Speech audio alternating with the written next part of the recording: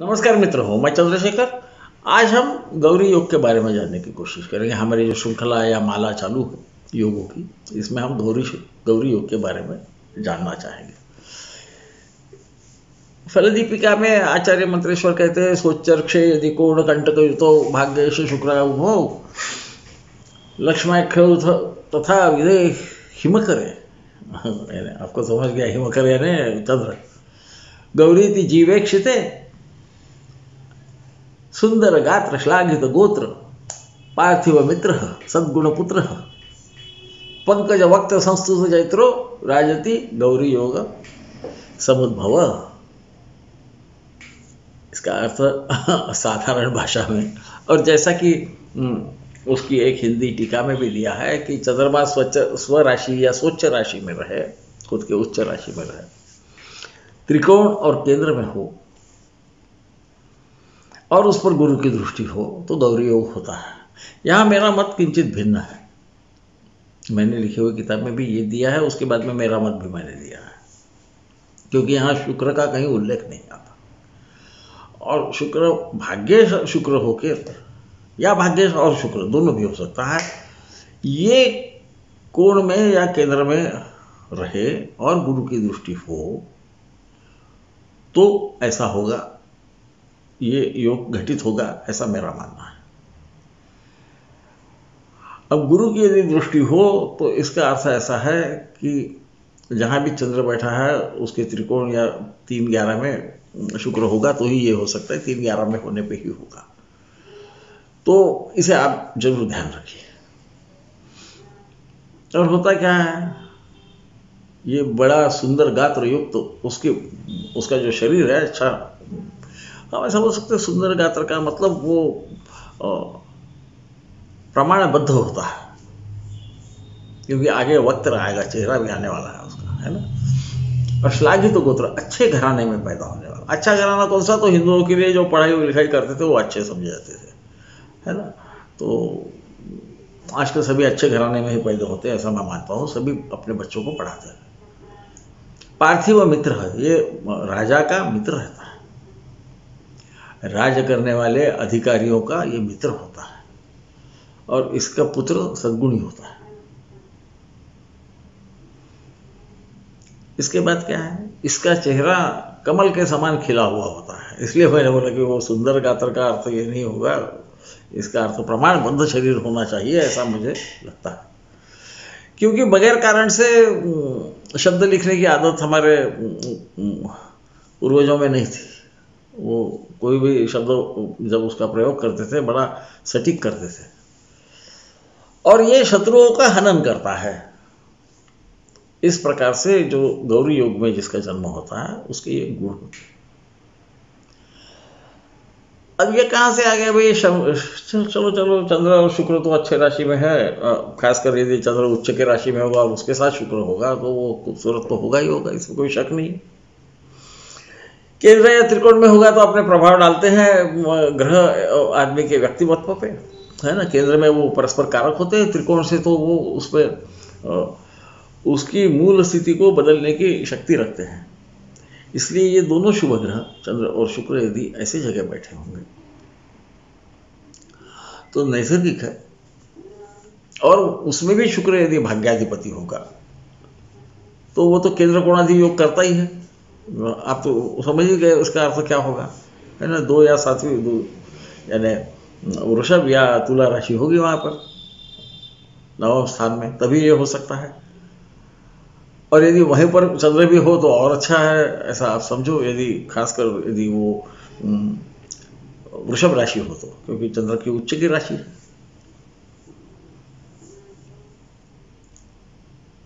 और ये करता क्या है, ये क्यों करता है? सुंदर गात्र तो हम समझ गए, फिर ये सद्गुण पुत्र कहां से आ गया, ऐसा हमने सोचना चाहिए। जैसा कि मैं सोचता था मैं वैसे बोलता हूँ कि ऐसा आप भी सोचिए, ये पुत्र कहां से आ गया? गुरु को पुत्र कारक कहते हैं, है ना। और खासकर यदि सप्तम भाव से वो देखता होगा, चंद्र स्थिति से सप्तम भाव की बात मैं कर रहा हूं,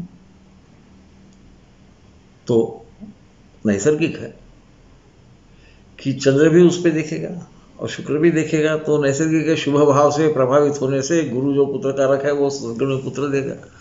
ये एक कारण है। हम इनकी विविध पोजीशन जब देखेंगे, इनकी जगह जब अलग अलग देखेंगे, तो हमें ये ख्याल में आएगा कि सहसा वो एक न एक दृष्टि से गुरु ऐसे वक्त पुत्र भाव पे या शत्रु भाव पे या कुटुंब भाव पे अपनी दृष्टि रखेगा, या हमारे पूर्वजों के भाव पे अपनी दृष्टि, उसकी 3 दृष्टियां हैं ना, वो रखेगा। और वो रहने की वजह से कुल कुटुंब अच्छा होने से पुत्र सद्गुणी होगा, ऐसा मानना सही है, उसमें कोई गलती नहीं, उसको कारण है। अच्छा, फिर हम ये देखेंगे कि यदि हम केवल सप्तम दृष्टि की बात करें तो शायद वृषभ राशि में उनका होना ज़्यादा अच्छा होगा, क्योंकि फिर सामने में गुरु खुद के मित्र के राशि में आ जाते हैं, और यदि वो चंद्र की राशि हो तो फिर वो सामने में अपने नीच की राशि में आते हैं, है ना। परंतु त्रिकोण में आ गए तो ये बदल जाता है। तो मैं इसलिए ये बता रहा हूँ कि इस योग के अनेक रूप मिलेंगे। मुझे लगता 30-32 के तो ऊपर ही होना चाहिए, 3-3, 9 और हाँ 30-32 के ऊपर अलग अलग रूप रहेंगे। अलग अलग जगह बैठने पे यो योग होगा। क्या सभी के परिणाम सरीखे होंगे, इसे भी हमें सोचना है। फिर ये शत्रु का हनन क्यों करता, भाई ये इनमें शत्रु कहाँ से आ गया, है ना, ये तो दिमाग में आना ही चाहिए। परंतु हम ऐसा सोचते हैं कि यदि ये राजा का मित्र होगा तो इसको तकलीफ देने वाले तो कम होंगे, राजा का मित्र है वो। और ऐसा भी इसका जो दिमाग है जिसे चंद्र दर्शित करता है, चंद्र हमारा मन है, इस पे गुरु के समान शुभ ग्रह जब दृष्टि डाले, गुरु की दृष्टि अमृतमयी कही गई है, तो नैसर्गिक है कि इसका मन ऐसी उल्टी सुल्टी काम नहीं करेगा कि इसको शत्रु पैदा हो जाए। और हो भी गए तो उनका हनन करना इसे आसान हो जाएगा, क्योंकि इसका जो पक्ष होगा वो धर्म का पक्ष होगा, तो सभी उसको मदद करेंगे। राजा तो उसका मित्र है ही। अब राजा क्यों मित्र है, देखो त्रिकोण में पंचम भाव खास कर उसे मंत्र भाव कहा गया है। शुक्र और गुरु इनको भी मंत्री कहा गया है। आप गुरु को मंत्री कहा गया है, ये हम क्या करते हैं कई बार, मैं करता था पहले, अभी भी कभी कभी कर देता हूँ, अंग्रेजी में जब बोलता हूँ तब तो मंत्री को मैं मिनिस्टर बोल देता हूँ, है ना, क्योंकि दूसरा उसके लिए कोई शब्द नहीं है। परंतु मंत्री शब्द का जो उद्गम है वो मंत्रणा शब्द से है या मंत्र से है। मंत्र क्या है, मनना त्रायति इति मंत्र, मन का जो रक्षण करता है उसे मंत्र कहा जाता है ना। इसी प्रकार से राजा का जो रक्षण करेगा उसे मंत्री कहा जाता है। वो उसे सही सलाह देता है, कम से कम उससे ये अपेक्षित है। और गुरु और शुक्र इसीलिए ये दोनों केवल शुभ ग्रह है, पूर्णतया पूर्ण काल ये शुभ ही रहते हैं। इसीलिए इनको दोनों को राजा के दरबार में मंत्री का पद दिया हुआ है। हम संस्कृत में उन्हें मंत्री कहा गया है, मिनिस्टर नाम का कोई सवाल ही नहीं था। तो जब आपका मन शुभ ग्रह के प्रभाव में होगा, शुभ ग्रह के साथ होगा, शुभ ग्रह के प्रभाव में होगा, तो नैसर्गिक आप उल्टी सुलटे काम करोगे, क्योंकि आदमी का मन उल्टा काम करने की इच्छा रहती है उसकी। वो मन में कबूल करे या न करे, कभी ना कभी ऐसे भाव आएंगे। ये न होने की वजह से नैसर्गिक उसको शत्रु भी कम रहेंगे, राजा उसकी सलाह मानेगा क्योंकि ये अच्छी सलाह देगा। और ऐसा होने के बाद में क्या है, उसको धान्यादि प्राप्त तो होंगे। उसका उल्लेख नहीं किया तो भी हमें समझना चाहिए कि राजा का जो मित्र होता है वो ऐसा भी धनाढ्य होता है ना। उसका घर वगैरह भी अच्छा होता है। तो चंद्र शुक्र तो है ही। शुक्र खुद आपको मालूम है कि 12वें में भी शुक्र कुछ न कुछ तो देता ही है। वो भोग विलास का स्वामी है, तो वो अपनी जो संसाधन है वो उपलब्ध जरूर करा देगा। और गुरु के समान, जिसको धनत भी बोलते हैं, आप भूलिए मत, वो पैसे का भी मालक है ना, देने का अधिकारी है पैसा देने का। वो चंद्र पे देखता है, उसकी बुद्धि बराबर चलेगी, धनाढ्य भी होगा। हालांकि उसका उल्लेख नहीं किया। कई बार छंद बराबर रहने के लिए भी शब्द इधर उधर कर दिए जाते हैं। कई बार वो बोलने की जरूरत नहीं पड़ती, क्योंकि मंत्रेश्वर के समान विद्वान बोल रहे हैं, फल दीपिका में कहा गया है। तो चंद्रमा कहीं लाभेश बन गया, ऐसे आपको दिखेगा। तो ये अलग अलग ढंग से योग बनेंगे, और ये अलग अलग ढंग से योग बनने से हर योग का उसकी जो तीव्रता है वो समान न रहेगी, और चूंकि वो समान न रहेगी तो गौरी योग हो गया, यानी एकदम राजा का मित्र हो गया, चले जा तो मिनिस्टर मोदी जी तेरे को बुला लेंगे, ऐसा न किया जाए। सोचना चाहिए, क्योंकि बाकी भी ग्रह रहते हैं कुंडली में, अच्छे बुरे। आपको मालूम है कि बुरे ग्रह ज़्यादा हैं और अच्छे ग्रह कम है। बुरे मतलब जिन्हें हम पाप कहते हैं, वो पाप कोई नहीं है, ग्रह पाप नहीं रहता, उसमें ऊर्जा होती है, वो ऊर्जा कभी गड़बड़ हो गई तो भलते जगह चली जाती है, इतना ही होता है। और इसीलिए मन को यदि आप अपने कब्जे में रख सकें, जो कि स्वयं गुरु यदि चंद्र पे दिखेगा तो जरूर करेगा, तो नैसर्गिकतः आप राजा के करीब हो जाओगे। राजा आपकी सलाह मांगने लगा तो वो मित्रों के समान सलाह लेगा। ऐसा हाँ, पार्थिव मित्र है बोला, राजा पूज्यो नहीं बोला। राजा जिसकी पूजा करता है यानी वो वहाँ नहीं बोला, ये राजा के मित्र के समान हो जाता है। राजा के मित्र के समान होने से राजा के जो भी अधिकार है उसमें से काफ़ी अधिकार उसे प्राप्त हो जाते हैं। ये बगैर कहे हुए हमने समझ लेना चाहिए। तो इसलिए हमें जब हम योगों को देखते हैं या योगों को पढ़ने की कोशिश करते हैं तो मुझे ऐसा लगता है कि हमें बहुत ज़्यादा विचार करना चाहिए। कभी कभी कन्या लग्न होगा तो क्या होगा भाई, तो कन्या लग्न होगा तो नवमाधिपति शुक्र होगा, है, और शुक्र खुद की राशि होगी, वहाँ पर चंद्र की उच्च की राशि। अब यहाँ पर यदि चंद्र शुक्र बैठ गए तो इसके प्रभाव नैसर्गिक ज़्यादा मिलेंगे। हमें तो सोचते रहना ही पड़ेगा कि ये कहाँ करेंगे, है ना, कहाँ इनकी शक्ति ज़्यादा हो जाएगी। ऐसा होगा तो जो गुरु है वो यदि तीसरे भाव से उस पर देखेंगे तो वो 11वें भाव पे भी देखेंगे, पंचम से देखेंगे तो भी 11वें भाव से देखेंगे, है। तो इस तरह से सतत देखते रहना चाहिए। अच्छा, वो समझो 12वें भाव में रहे, 12वें भाव में तो नहीं, वो लग्न भाव में यदि बैठ गए गुरु, है ना, तो पंचम और नवम पे देखेंगे। तो वो पंचम और नवम पे तो देखेंगे ही, वो चतुर्थ के स्वामी होके वहाँ बैठेंगे तो वो उसको घर मकान वगैरह अच्छा देंगे।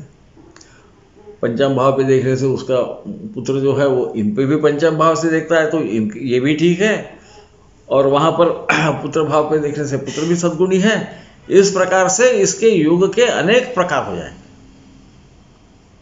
तो शनि का लग्न, बुध का लग्न, इसमें इसका प्रभाव आपको ज़्यादा दिखे। कभी कभी शुक्र के लग्न में भी दिखेगा, क्योंकि वो केंद्र में जब आ जाता है तो कोई ऐसी आशंका की बात नहीं। चतुर्थ में आने में, चतुर्थ में भी अच्छे फल दे सकते हैं यदि वहाँ पर शुक्र की राशि या चंद्र की राशि आ गई, क्योंकि वहाँ उनको शक्ति प्रदान हो जाती है चंद्र को।